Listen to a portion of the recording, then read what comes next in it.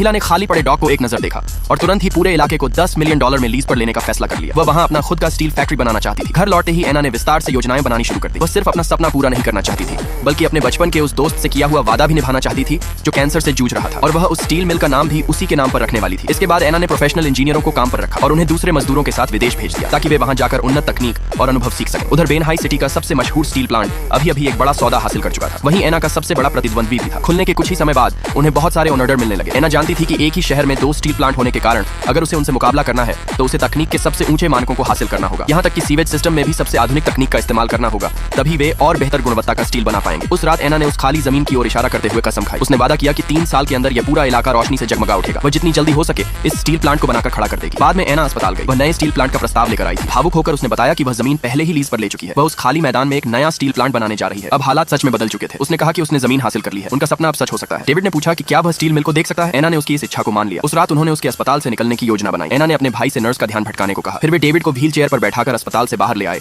और सीधे डॉक की ओर निकल पड़े। तब तक आसमान में हल्की हल्की सुबह होने लगी थी। वे दोनों स्टील प्लांट के भविष्य की कल्पना करने लगे। डेविड चाहता था कि एना इसे सबसे बेहतरीन बनाए। फिर उसने शांति से अपनी आंखें बंद कर ली। एना ने उसकी हथेली से वह घड़ी उतारी जो उसने उसे दी थी। वह घड़ी डेविड की सबसे कीमती चीज थी, लेकिन अब कुछ भी उसकी जान नहीं बचा सका।